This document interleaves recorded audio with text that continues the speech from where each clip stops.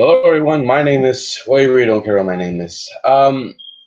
Originally, I was going to talk about Night of Champions to give my prediction of what's going to happen this Sunday with WWE's next pay per view. But after the way things ended on Raw with the Divas Championship, oh my God, that was terrible.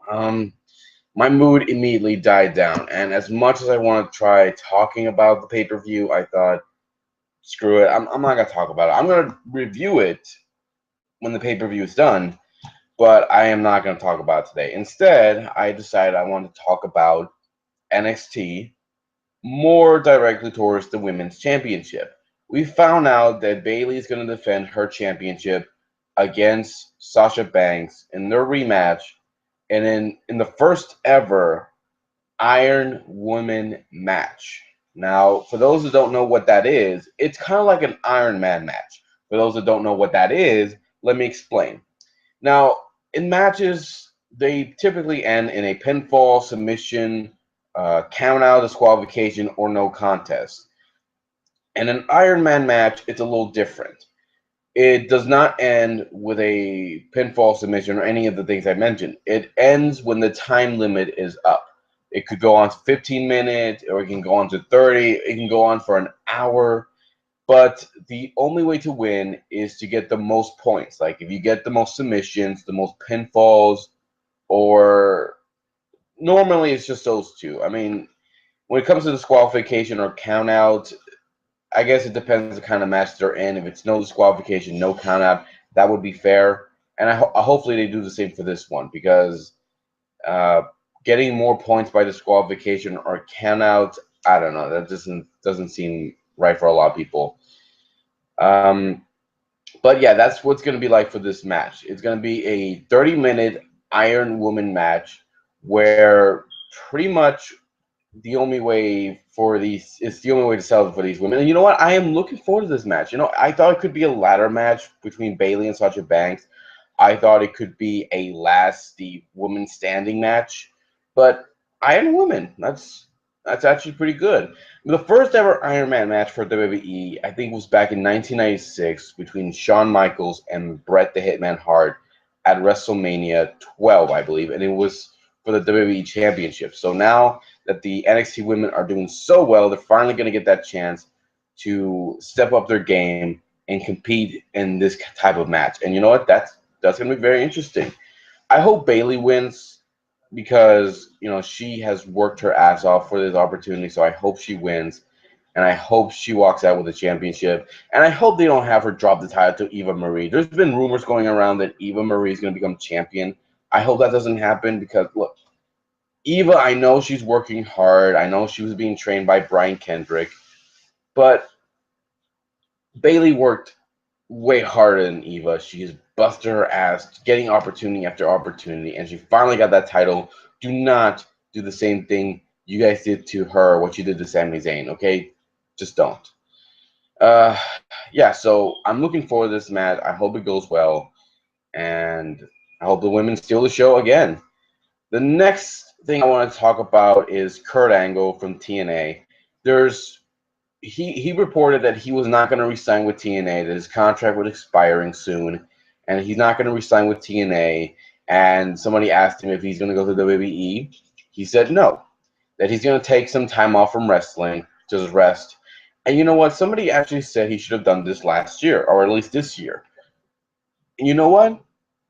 They're right. Kurt Angle should have left last year. I mean, the guy had a tumor in his head. The guy has pretty much destroyed his body with everything he's been through. And I think he should take some time off. Take time off away from wrestling. I think that's a smart idea. Is Kurt Angle going to actually do it? Maybe. I don't know. I hope he does. But if he does take some time off from wrestling, will he come back to TNA if it's still around, or would he go back to the WWE? Well, I would not mind Kurt Angle in the WWE. Look, I'm going to say right now, I love Kurt Angle, okay? But with everything he did last year, I'm sorry, like I can't trust whatever he says. So if he comes back to WWE, they're gonna have to work something out because I know he has some issues with Triple H. Triple H has issues with him, so they're gonna have to work something out to do what's best for business. But yeah, I think Kurt Angle leaving is a good idea because the guy has destroyed his body, kind of like the other guy I'm going to talk about right now, Jeff Hardy and his brother Matt. There's rumors going around that after that, once their contract expires, they're going to leave TNA and go to WWE. If that's true, would they be back in time for WrestleMania 32? Maybe. I mean, if they leave after Bound for Glory, then that would give them plenty of time to rest up and get ready for WrestleMania if they get there in time. But yeah, again, I would not mind the Hardy Boys coming back. But here's the thing: for those that don't know, Jeff Hardy has had some issues with drugs in the past, more in WWE. For those that don't know, he got suspended about 2 weeks, I think, before WrestleMania 24. And that's why he was taken out of the Money in the Bank ladder match. It wasn't WWE's fault. It was Jeff. He got himself suspended for the second time. So if he got suspended again for the third time, he would have been gone. Because they have a 3-strike rule, okay? Because if you get 3 strikes, you're out. You're out of the building. You're out of the job. So I'm worried because when Jeff was leaving in 2009, he got in trouble with a lot of drugs found in his vehicle, I think. And I think that's why WWE didn't want to re-sign him because Jeff has issues and he needs to work them out.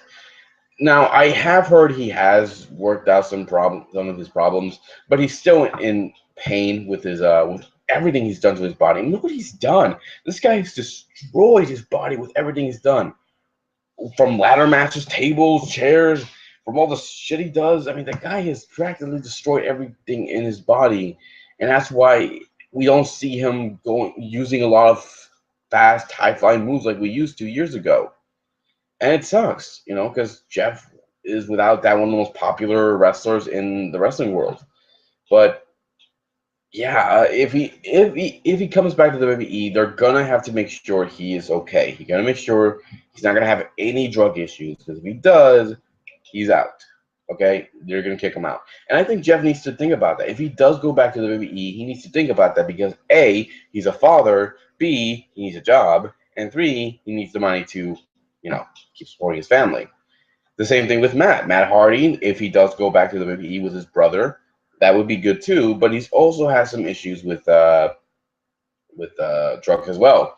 And I know he and his wife had some issue last year. I'm not going to go into details about that, but it seems like they've gone past that, and now they have a kid themselves. So if Matt does go back, he's gonna have to be careful. Both of them need to be careful.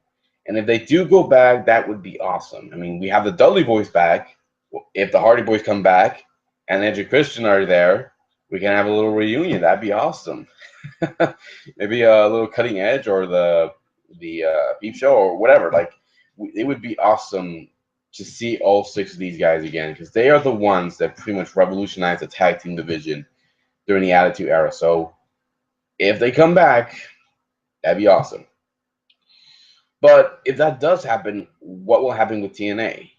Because honestly, Jeff Hardy and Kurt are 2 of the most high-paid guys in that company. So if they leave, what's going to happen to TNA? I don't care. You know what? Because honestly, with everything that's happened, especially with happened with Bram, who have they been resigning every single chance they get? I don't care. I don't care what happens to TNA. I know that's being me as a jerk for saying that, but it's true. I don't care because honestly, I don't want to see these guys lose their jobs. I don't want to see any of them lose their jobs. But with the condition TNA is going in right now, I'm done. Like, I'm done caring if TNA lives or not because it seems like they don't care anymore. They don't care about the company anymore because they are trying to do something, but I can't figure out what it is, and it looks like it's not going to happen. And if Destination America does drop them, then that's their own fault. It really is. And from what I've been hearing, there's going to be another budget cut. Then I guess that's why Kurt Angle and Jeff are leaving, because they're not going to get paid much anymore, so they're going to leave. If that is the case, it's going to suck for TNA. It really is. Because those two guys are probably the only two guys they have left that fans would want to go see. Everyone else, sorry. Bobby Roode, I'm sorry. You were pretty cool, man, but I don't think fans would waste a lot of money to go to see you guys. So, sorry. Is that it? I think there's something more. No, I think that's it. I think that's all I have to say. If you guys have a different opinion about the NXT women division and the match they're going to have, the Iron Woman match, or if you have any different opinions about Kurt Angle or the Hardy Boys, leave in comments below. Let me know what you think. And I'll be next time to give you more love and more entertainment. Take care, and see you next time.